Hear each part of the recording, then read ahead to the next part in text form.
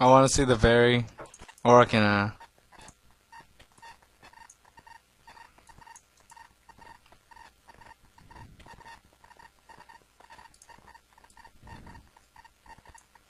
I can't even minimize this down. Okay, that should be better.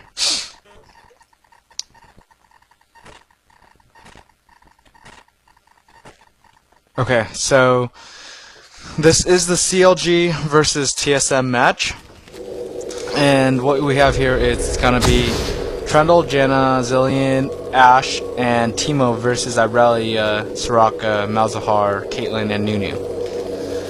And what you can tell by these comps is that TSM, I can't use my mouse to scroll down. That's annoying. Okay, anyways. So TSM has the more later comp, and CLG has the more early game comp. Because with Malzahar ult, you can play slightly more aggressive, and you can pick up kills early. With Nunu, you can counter jungle, your ganks are much stronger, Irelia has a stun, Teemo doesn't have much CC when you gank, and bottom lane wise, Caitlyn and Soraka can push really hard. The good side about TSM's comp is that TSM can ult the opponent that Malzahar ults. So once you begin team fights, Zillion can counter ult that champion, and then it nullifies Malzahar's aggressiveness with his ultimate. It basically counters Malzahar, and it's better than Malzahar's ult because after Malzahar kills the opponent that he ultimates, Zillion can just simply resurrect him, and once your ally dies, you just res. So what we're thinking right now is we see them bottom, so we decide to go over here, and then we're like, why should we play passive when we can go to their golem? Because at most they would be over here right now.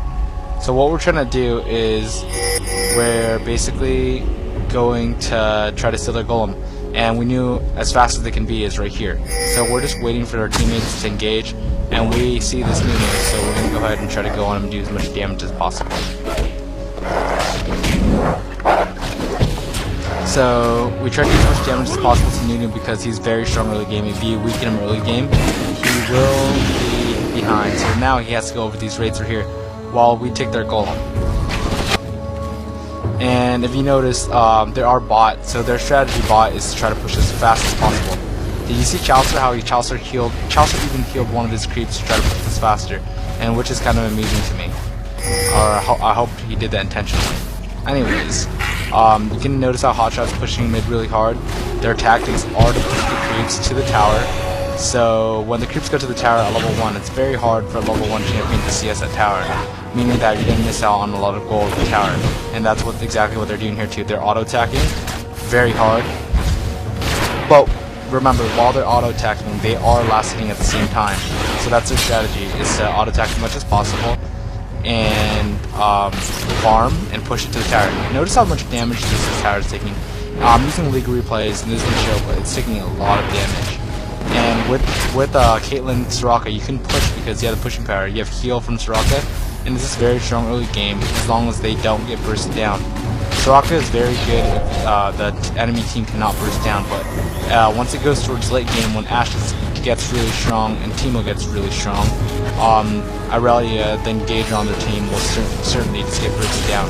And that's our goal. That's why we went to Ignite on Zillion and Ignite on Teemo. Because Irelia is going to be the one running in and trying to CC the carries, whereas Zillion, he has a slow. You can just simply slow Irelia and drop an Ignite on him and drop a double bomb.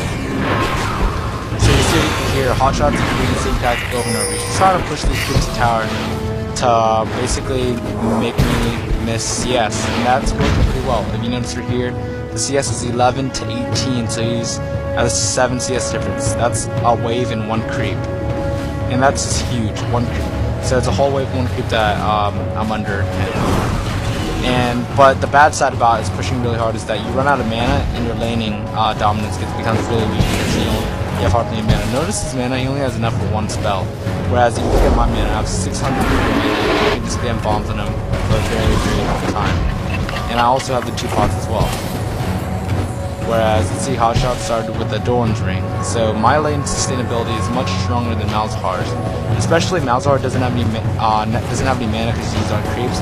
With Doran's Ring, you really have to do damage to your opponent as Malzahar because you want to keep their HP the same.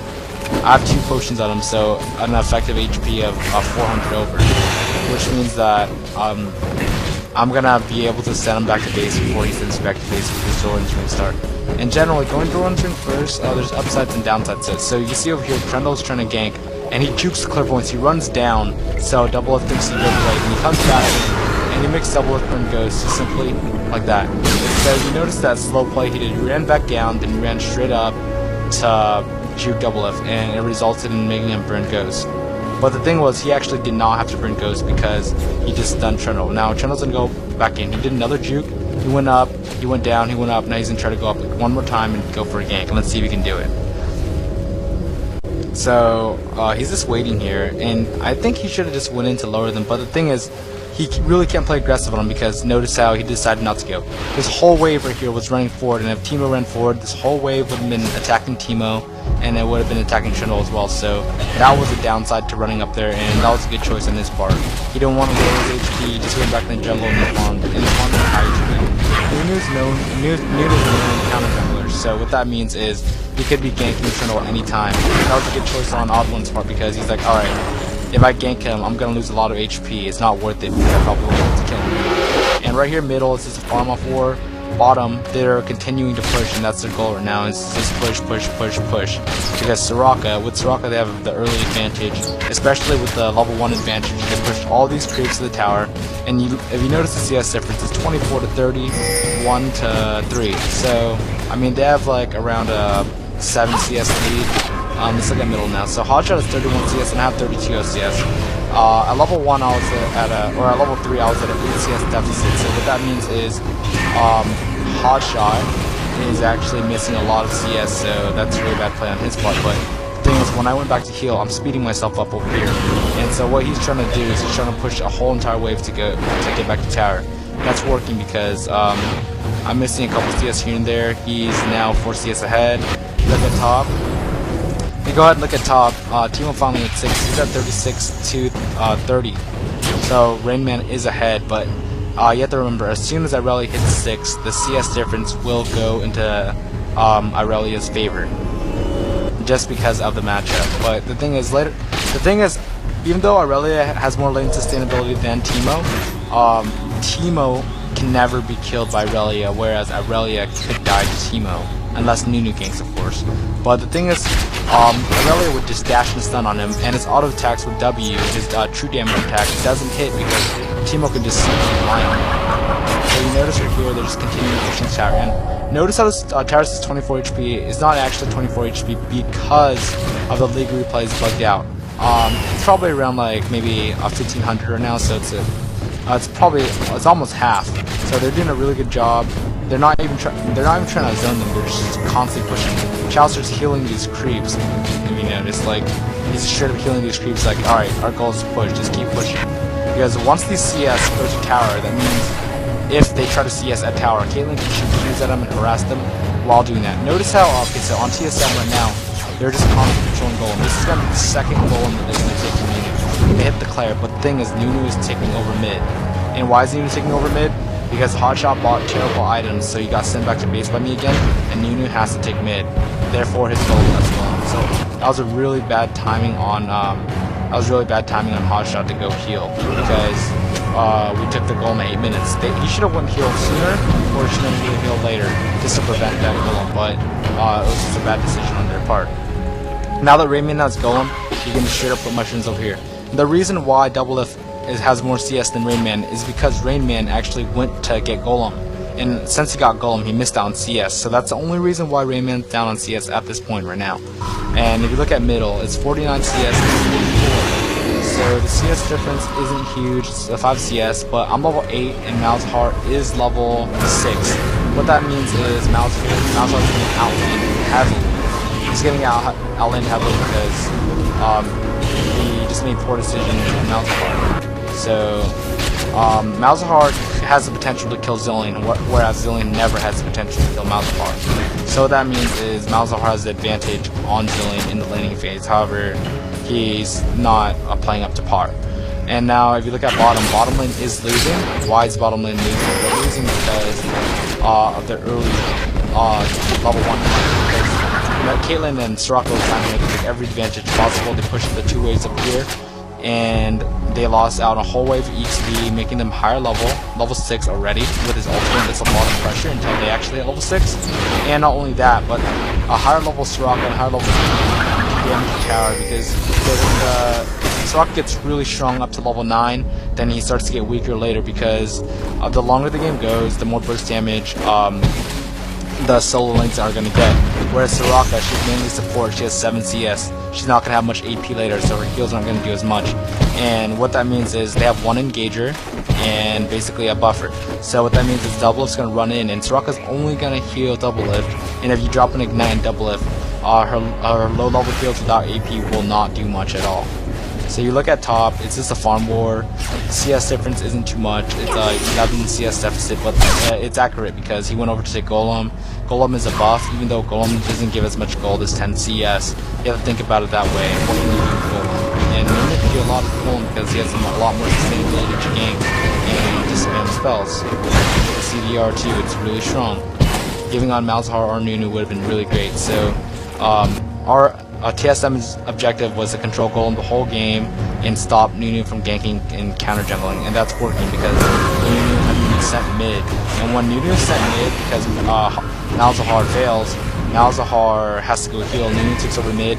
Not only do we know his position when he goes mid, we know where he's out in the general map, how long it takes for him to get to certain areas, so we know when he's going to gank. Whereas if he did not have to go mid, it would have been a different story.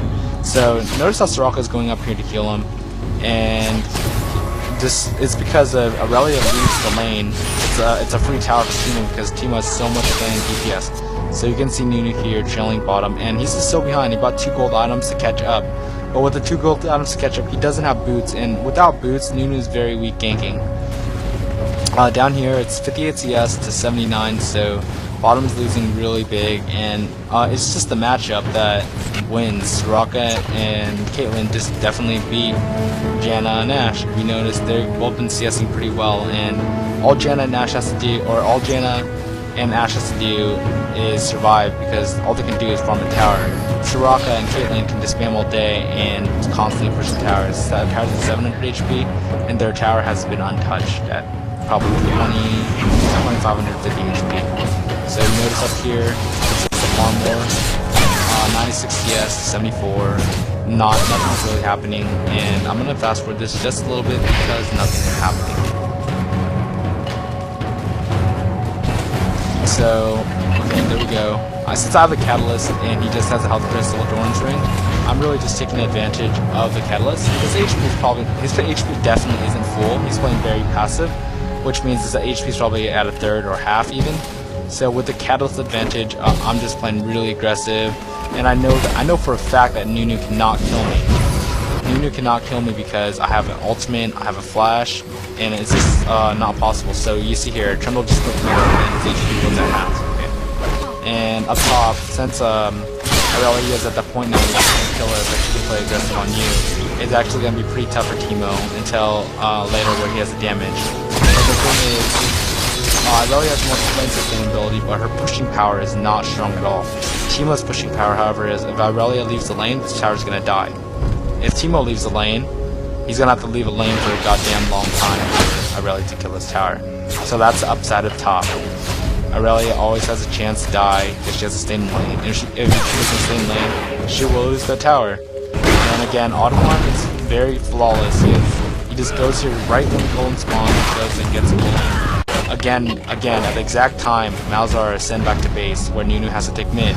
Nunu has to take mid, he can't take his Golem. So, very bad timing on the jungler's part, bad heal times on Malzahar's part, and bot lane is winning by a long shot, I believe. It's 95 CS to 80, so 15 CS difference, and 6 to 10, so both laners are winning CS. And I missed the first blood on Pod 1, but since he has oracles, he knew that Irelia didn't ward, and throughout the whole game Irelia didn't ward, so he just straight up walked in here and killed Irelia, and now they're gonna do, I think they're gonna do some damage to this tower because so there it is. Oh, okay, so since Malzahar's gone, they just play safe and back up. Okay, that was very predictable on his part. I mean, he just straight up leaves mid. That's the problem so far. Hotshot has ran, he's just been running around and just wasting his time and just not accomplishing much. And just feeling at bad times. Very poor play. This is just not something to do, so.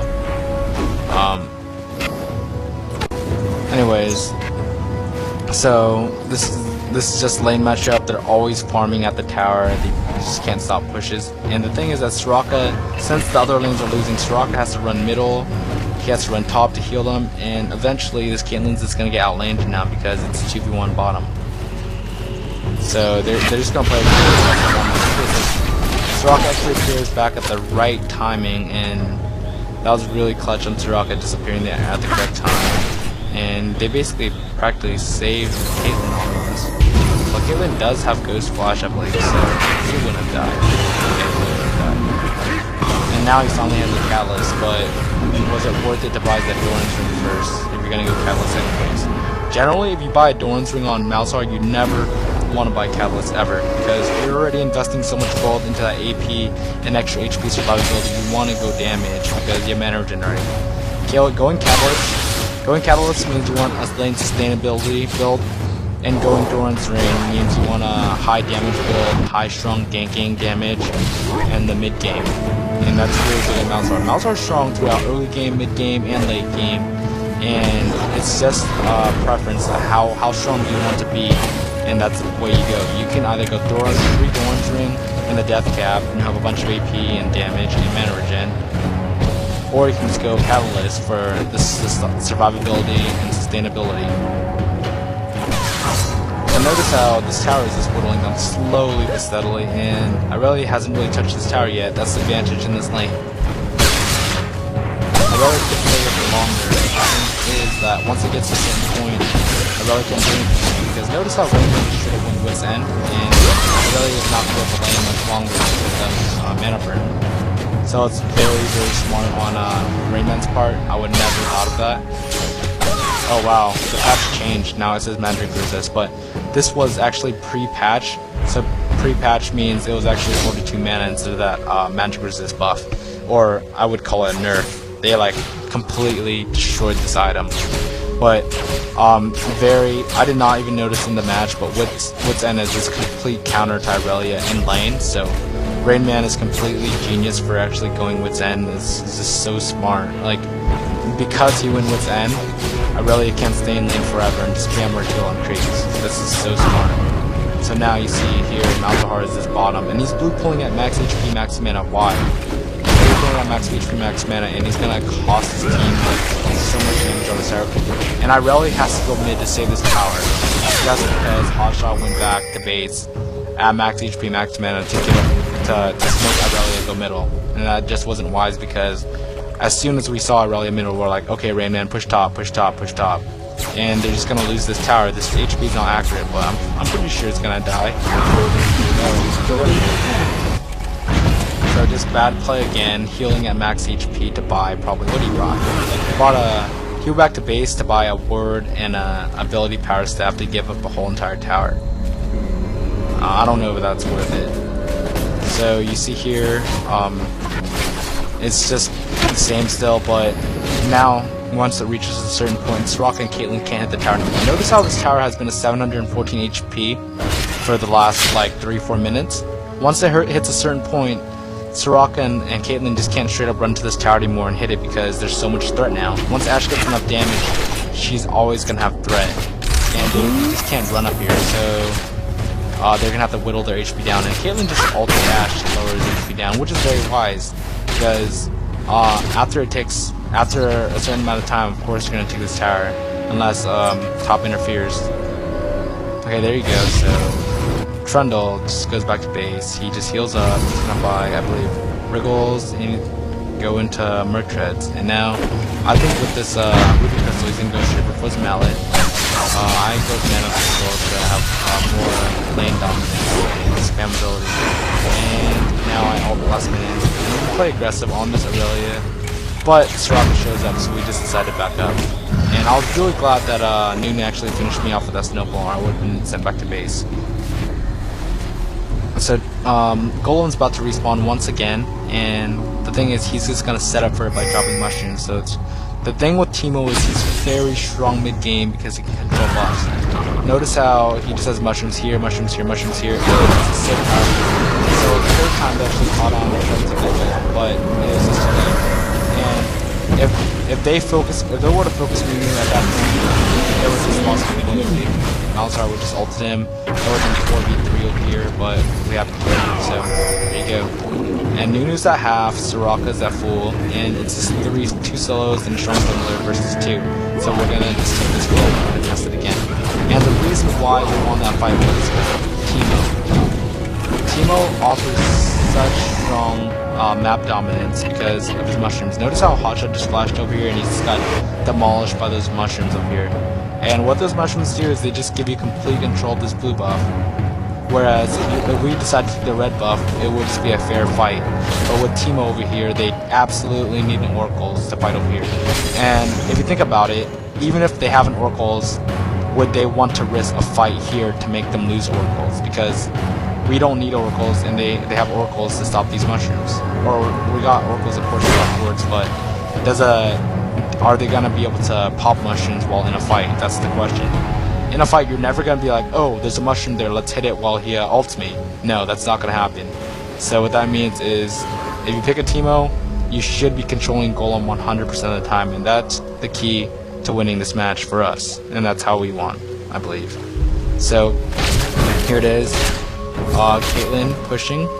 They're just continuing to push, and what I'm doing right here is I'm just hiding here. Sorry, LOL, replay's kind of bugged, but I'm just hiding here and waiting for them to do some aggressive play. And Chaos misses the barrel, so we lost our chance of being able to gank them. So what I'm gonna do, I'm gonna try to drop some bombs on them and just back up and go back to middle and continue the pawn fest. Let's look at the CS tab now. It's 153 to 164, 16 to 12. So notice how Ashe and Janna were getting out CS heavily early game and mid game. Now they're just catching up because Caitlyn has this ult spam vault bottom, but Ashe's arrow is a threat. It's a 1 to 3 second stun, and that's so much threat because Odd One, the jungler, can come in any time and just gank them. And what that means is they have a chance of dying, so they have to play a lot more safe than before. Whereas earlier, when Odd One didn't have an Oracle, they could have just pushed up through for the tower. So at this point, it's going to be really hard for them to take this tower, whereas Janna and Ashe, now it's their turn to get this tower. And once Janna and Ashe goes up to this tower will die, because with Janna's shield and the early game damage is not half as much as Ashe. So that was really cool playing on James part. We dropped the ward in here without any backup, and it's gonna go in this way. That just doesn't work.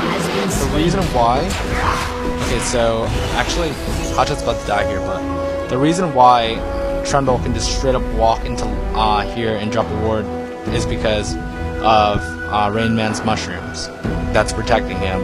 That's why we have Golem dominance. But Nunu walked over here, and if you notice bottom lane, he has an arrow. Zillion, he has speed and slow. If Nunu has Ghost, that would be, yes, possible that way, but otherwise this is not smart for him to go that way. And actually here, the arrow actually aided us. We try to go on the Soraka and then we die. So not smart on our part. We actually set up a 1-for-1 kill, but that would not be worth it because we just dropped the kill for a Zillion kill. So now the score is 4-1. We're up 1 dragon and I believe 3 golems in all. So 4 kills, 1 dragon, and the thing is, while all this was happening, Caitlyn was actually running middle. Poor play because Ashe just straight up pushed bottom tower. So now it's 2 towers, 4 kills, 4-1, and 3 golems and a dragon. Now it's basically a matter of not messing up and slowly snowballing the game. So I decided to just go straight AP. I don't really need survivability. I'll just stand back so Malzahar can't ult me or silence me. and it's all support now. I'm just doing damage and supporting. Now Nunu lost Oracle, so that's really big.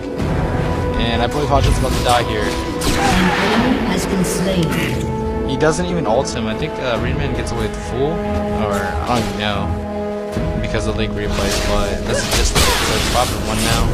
The CS difference is 134 to 176. We're getting out CS by almost 50. It's drastic. Irelia is 189 to 180, not much of a CS difference, 183 to 192. So I would almost say that every lane did fine besides their jungle and their mid. Their mid just played really poorly, got all CS by 50 CS, whereas all the other lanes are only at a 10 CS difference. And even jungle, their jungle has more CS, however he did lose golem control and lost Oracle, but just not wise, O2 50 CS.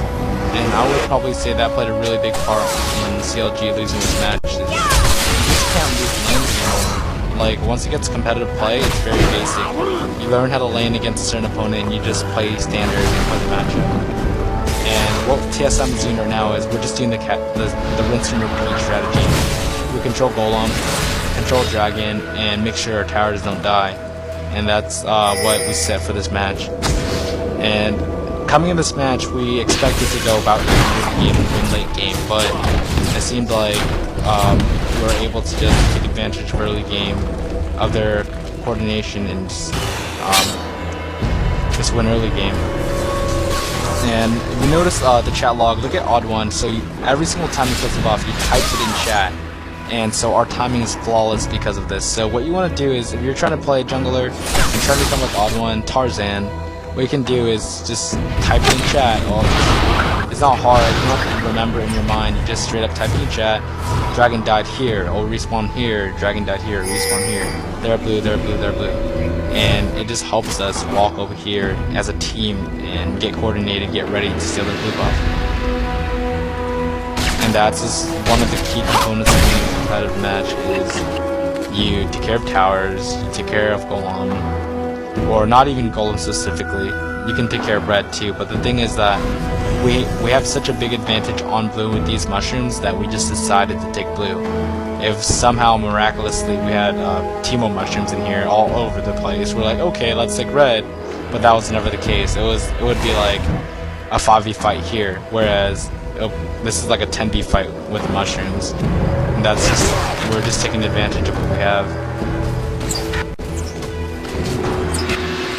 So once again, I'm just taking Golem, and we're just doing the rinse and repeat, just farming. When you can't do any map objectives, all you want to do is farm, and when an opportunity arises, you take advantage of it. So I'm gonna fast forward this a little bit. They're just grouping up, like they're grouping up to accomplish nothing, and that's one of the worst things you can do is group up to accomplish nothing. When you group up, you want to accomplish something. And like grouping up without accomplishing anything is just no point of grouping up at all. You're just wasting time. So I'm gonna go ahead and fast forward this again. And now it's just basically a normal game where you just both camp up here and stay here and just wait until something happens.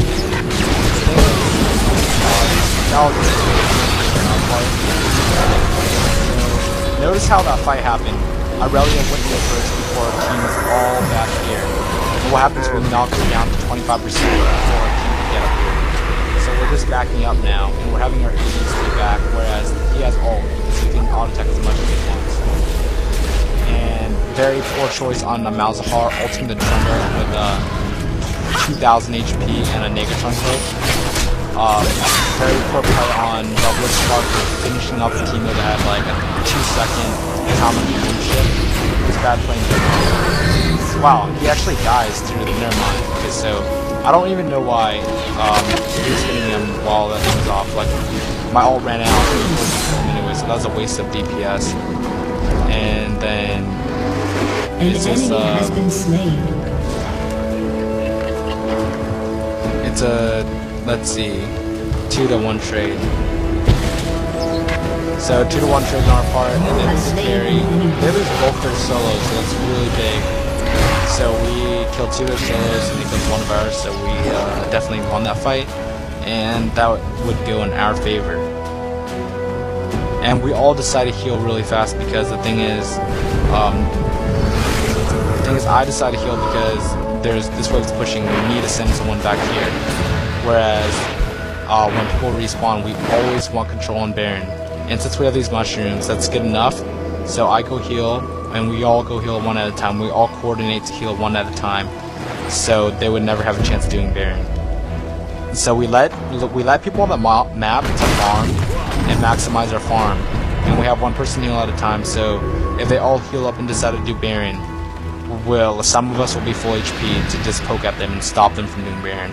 Whereas if we all stay in the map and farm, and we're all at half HP, they can just poke us down with Soraka, and most likely it will happen over here because Soraka can heal forever, and then we'll just eventually lose the Baron fight. And that's why we decided to just go heal one at a time. So I healed, like Special healed, then Chaos healed consecutively, so it wasn't like all of us healing at once, and that's one of the key things, knowing when to heal, knowing how to heal. Healing as a team all at once is not efficient because we would have lost farm here, we would have lost farm here, we would have lost farm here, and would have lost farm here, because the sooner they respawn, the more gold we're going to get. So the gold effectiveness for our team is much higher than other teams that all heal at once. So that's one of the key factors, is knowing when to heal. Now we're just going to do rinse and repeat. We're going to steal our golem, that's going to respawn. We have mushroom control, and we're just waiting. We're just waiting for them to engage on us with these mushrooms, but I'm sure they do know that we have all these mushrooms here, and we also have buff control. We have 2 reds, we have a blue, and Janna's potted up, I believe, and Timo's potted up. So there's just no way in hell they're gonna want to engage us here, and this sword is a bait. We're just waiting for someone to walk up to the sword and kill it so Ash can arrow him, and they're smart enough just not to go on that word, so props to them for not killing the sword. And as soon as we see the mid, we just straight up decide to push instead of doing golem. So that was poor play on their part. It's like, well, they're gonna be at our golem, we're gonna push ours. That wasn't the case because top was pushing. So what they're doing is they took a level 1 turret down 400 HP for us taking 2 turrets and a base turret, which means so much. Because if you look at their comp, you got the Demon Pope, you have the Demon Pope, Malzahar, Q,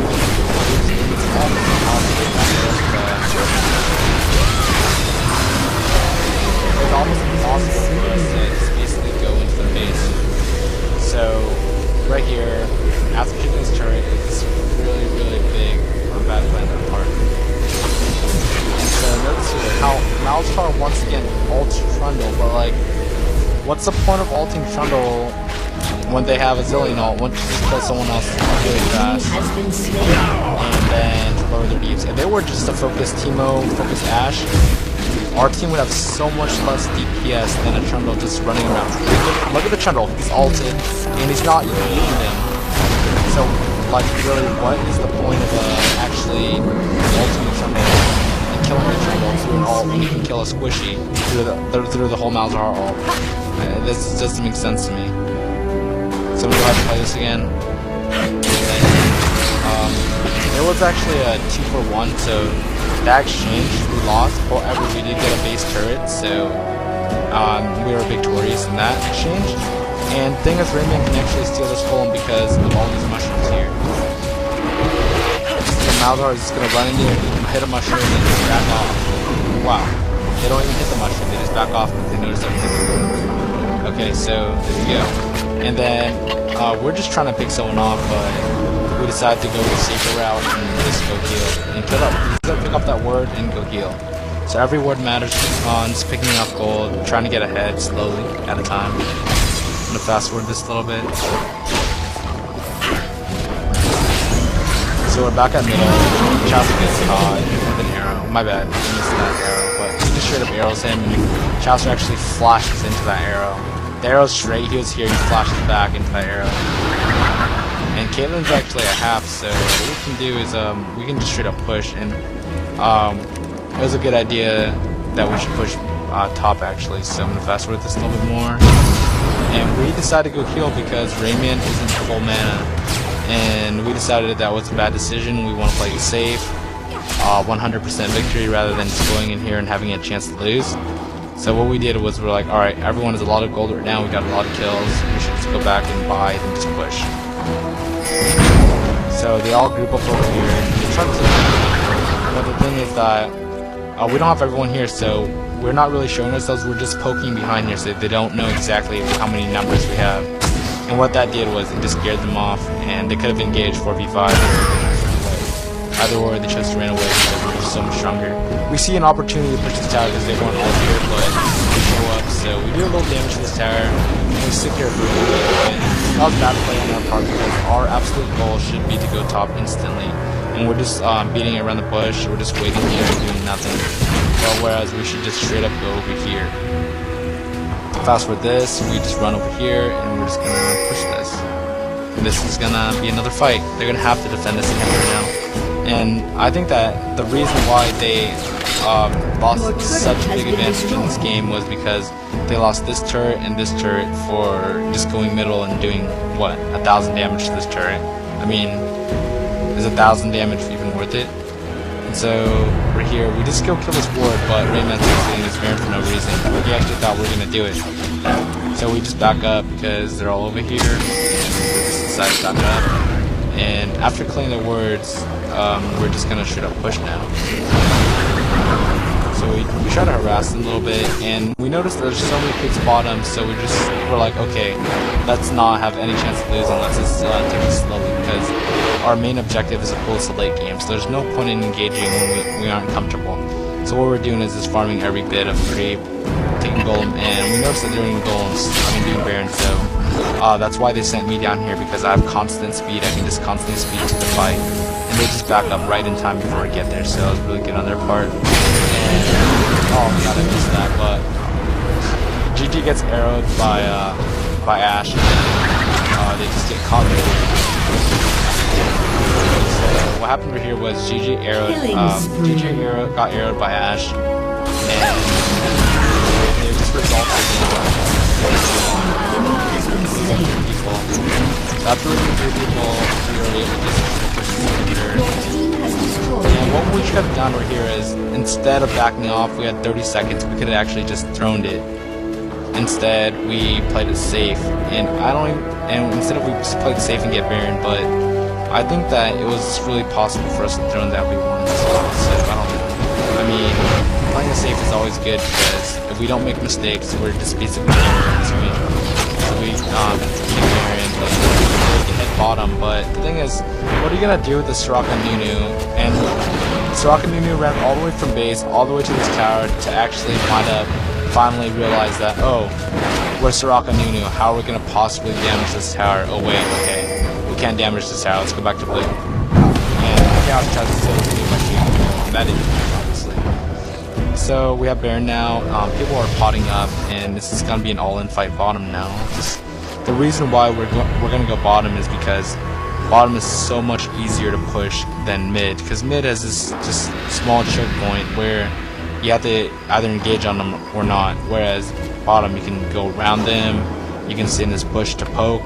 Mid just doesn't have that type of terrain where you have the advantage when you're pushing, whereas here, if you're stronger than them slightly, you can just have dominance of this bush and just constantly push.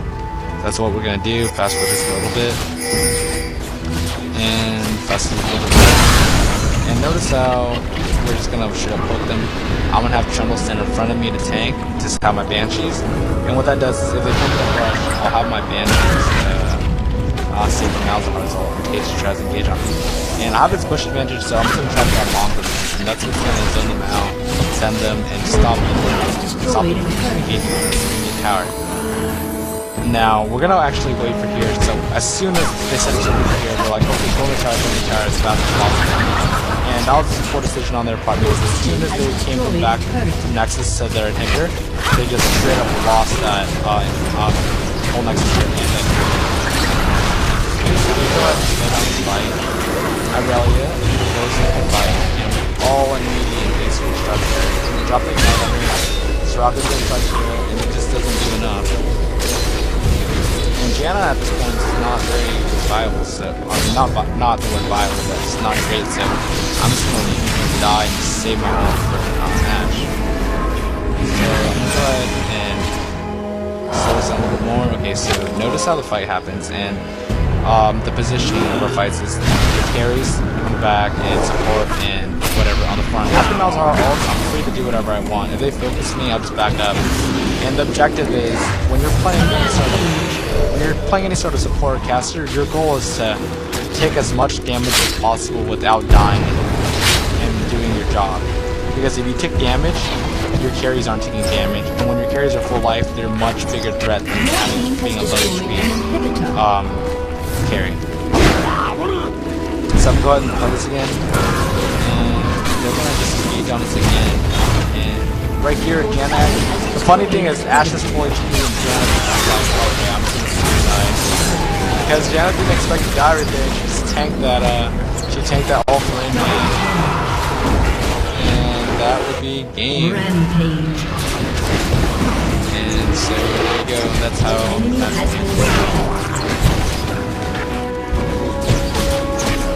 this was game 2 of TSM versus CLG.